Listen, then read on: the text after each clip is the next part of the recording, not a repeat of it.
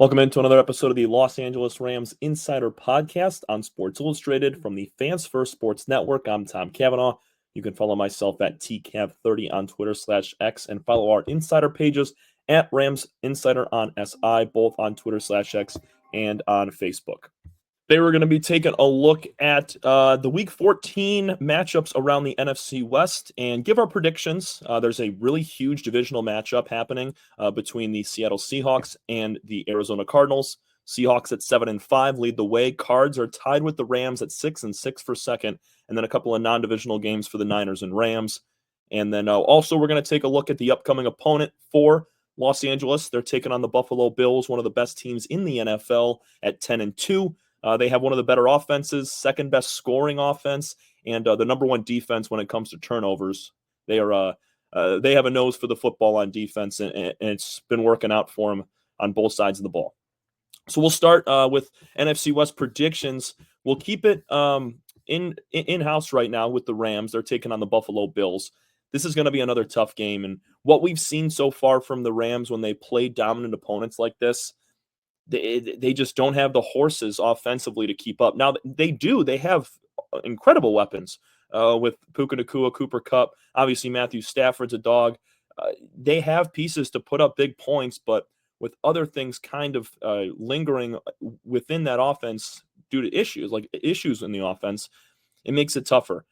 This offensive line, we've seen their struggles in the losses. I mean, they gave up 5 sacks to the Eagles. That was a pummeling of a game at home.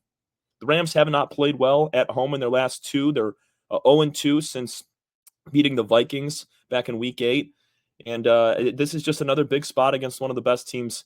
The Buffalo Bills coming off a huge win. They're going to play their second straight NFC West team. They took down the Niners at home in the snow, 35-10. And they're looking to kind of do the same thing to the Rams here. Los Angeles has the ability to upset the Bills here at home. They definitely do.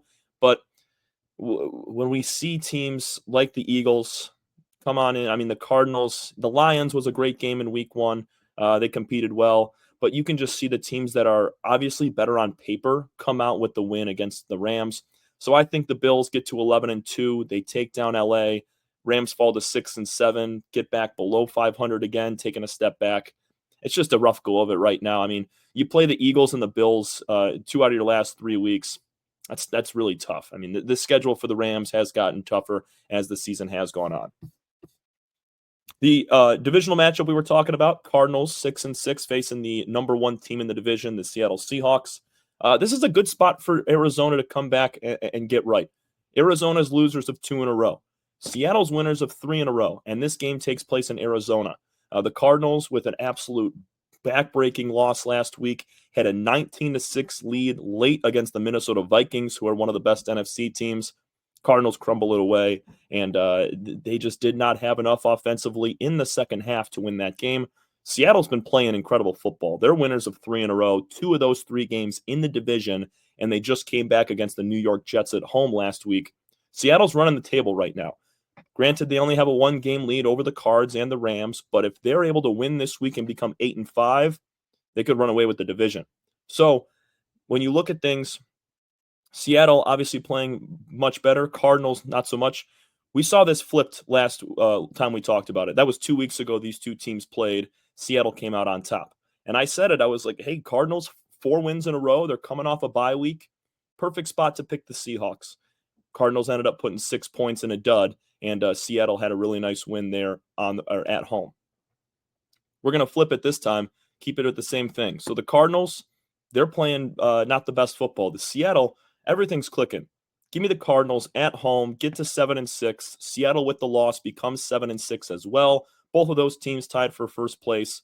And with the loss for the Rams, it's going to make it even tougher at 6-7 compared to 7-6. But still just 1 game out. So down the stretch, you look at the rest of the games for Los Angeles. If they wanted to try to catch the 7-6 Cardinals and Seahawks, they're going to need to win divisional games. 3 out of their last 4 are within the division. You win at least 2 of those. They already have the tiebreaker over the Seahawks and the Niners. Now, San Francisco, we'll get to them. It doesn't matter. But they're going to need to win at least 1 game against the Arizona Cardinals, who destroyed them earlier in the year in Week 2. Finally, we'll get to those Niners at 5-7 at the very bottom of the division, and they're going to stay there, taking on the Chicago Bears.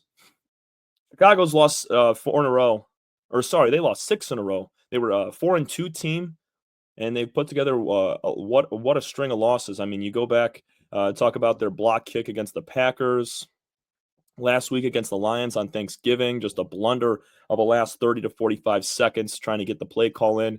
They fired Matt Eberflus, their head coach this season. They have brought in offensive coordinator, interim head coach Thomas Brown, and we've seen it with teams in the past over the course of NFL history recently, and then also this year. A great example is the New Orleans Saints. They fired Dennis Allen after a 7-game losing streak, and what happened?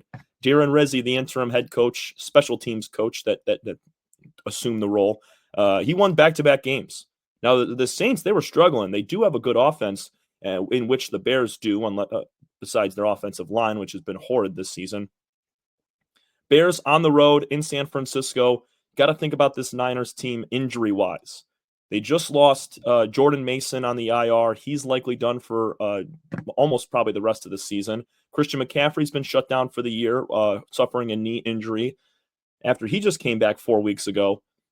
This team cannot catch a break. I mean, as their record continues to suffer, their injuries start to grow longer. I mean, San Francisco, they played Green Bay and Buffalo back-to-back weeks on the road in the cold.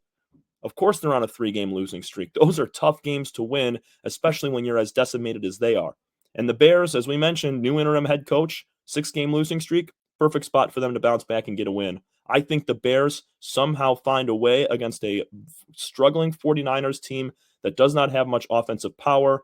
They don't have Dre Greenlaw. They don't have Shavarius Ward. They don't have Nick Bosa. It's Bears all day. They move into 5-8, and the Niners as well will fall to 5-8. They got to blow the season up. I mean, I'm not saying trade everybody, fire Shanahan, but they got to look forward to next year, try to get everybody healthy, and just kind of shut everything down for the 2024 season, because they will not make the playoffs at this juncture of the season right now with their current record, and especially if they lose to the Bears. So that's a look around the NFC West. When it's all said and done at the end of Week 14, it's going to be the Seahawks and the Cardinals at the top at 7-6. Then you got the Rams in second at 6-7, and the Niners all the way at the bottom at 5-8. That'll take us into Week 15 when the Rams take on the San Francisco 49ers. So we'll kick it over now just to kind of dissect this Buffalo Bills team as a group, and then obviously individually as well. We'll start with the offensive side of the ball, just kind of looking at them as a whole. When you look at their numbers when it comes to average yards per game, total, passing, and rushing, they're very middle of the pack. They're ranked 10th in the NFL in total yards per game, just under 350 they're averaging. Their passing game is probably their sharpest piece, but they're still kind of very middle of the pack in the NFL in that aspect.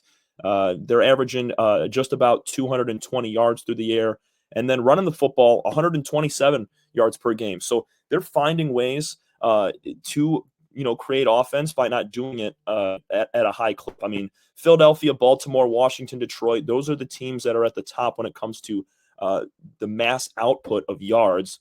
But the interesting stat here is that Buffalo is second in the NFL in points per game. So even though they're not lighting up the stat sheet in yards, they're doing it on the scoreboard, averaging 29.6 yards per game, or points per game, which is incredible. When you look at their 7-game win streak, their last 6 games, they have scored 30 or more points. It's incredible. So it's going to be very tough for this Rams defense to bottle up a team that's averaging 30 points a game nearly. When you look at them offensively, Josh Allen's having an MVP type of season. He's already thrown for over 2,500 yards. He's thrown 20 touchdowns, 5 interceptions, and he's only been sacked 13 times. 20 touchdowns to 5 picks is not the normal Josh Allen stat line that you see throughout this point of the season. Josh, over the last couple of years, has really struggled with turnovers, throwing interceptions, making the wrong decision. He has taken a giant stride this year. Josh at 20-5. I mean, that's really, really good for him. And he's only been playing better as the season's gone on. James Cook, the running back, he's got 703 yards on the ground, 11 touchdowns. He's been the main back all year. And don't forget Allen. He's second on the team in rush touchdowns with 6. So, I mean, he finds the end zone when he can. Very, very impressive from him. Also, Josh has a receiving touchdown If you watched last week's game against the Niners, threw a pass, had it pitched back to him, and he ran it into the end zone. They counted that as a receiving touchdown. So Josh is doing a little bit of everything for this Bills team this year. And his main target has been Khalil Shakir, 60 receptions for 629 yards and 2 touchdowns. Nobody comes close to Shakir when it comes to the amount of targets at 73 and the amount of catches of 60. When you throw him the ball, 13 drops or 13, incompletions to Shakir. It's a really low number when you're throwing him close to 75 balls. Shakir is going to be the guy to watch out for. Expect Quentin Lake and company to really try to bottle him up and keep him from going off for 60, 70 yards and having big plays. Now looking at the defensive side of the ball for Buffalo, overall, they're the 11th best overall defense. When you look at their passing defense, they are inside the top 10, allowing under 200 yards per game through the air. And then their rush defense, they're giving up just upwards of 120 yards on the ground. This is big for the Rams if they're able to get some offense going. Going to have to get Kyren Williams and Blake Corum involved early and often, have them establish a run game. You saw Williams go off for over 100 against a bad Saints defense last week. He's going to need to keep that going. Just to open up Stafford in the pass game. Bills defensively have 29 total sacks this year, so their pass rush is solid. They have one guy in Greg Rousseau who leads the way with 6.5 sacks. AJ Epinesa, he has 5. Both of those guys are edge rushers, and the Rams are going to need to bottle them up along with the front of that defensive line to keep Stafford clean, allow him to find options because the pass defense is pretty solid right now for Buffalo. When you look at it, they got 13 interceptions. They lead the league with 17 total turnovers. It's funny. The Bills have 6 different players with 2 interceptions, so it's all across the board. Their best defensive player has been Damar Hamlin. He leads all secondary players with 70 tackles, 2 picks, and 5 pass deflections. He's been all over the field. Great comeback story, as we've heard over the last couple of years, but now he's really coming into his own as the best secondary player for Buffalo. And the Bills are only giving up 18.7 points per game. The Rams are going to have to exceed that total, plain and simple. If they want to win this game, they're playing a team that's averaging 30 points a game. They need to come up with at least more than 20, 23 points to take down Buffalo. I don't see the Bills having a flat offensive day. A lot of away teams, road teams come into SoFi and play well. Obviously, controlled environment and all that. Buffalo's used to playing in the snow, so being able to get inside a dome is that's big for them. And the Rams also have not played exceptionally well their last couple of games in big games at home. So it'll be telling. You establish the run game for Los Angeles. You open up the pass game a little bit, keep Stafford clean. You should be okay. That's just been a common theme all year long for the squad. And just finding a way to limit Buffalo to even 20 points could have you a chance at this game. But if the Bills go right down in their first couple of possessions, score 13, 17 points in their first 4 or so drives, it doesn't look great because, this is a high-octane offense that can go right down the field at will, and the Rams are going to need to find some pressure, going to have to bottle up James Cook on the ground and keep Josh Allen in the pocket, stop him from scrambling for touchdowns when in the red zone. This has been the Los Angeles Rams Insider Podcast on Sports Illustrated. I'm your host, Tom Cavanaugh. You can catch us every single day here on the Fans First Sports Network. We'll see you again soon, everybody. Thanks so much for listening.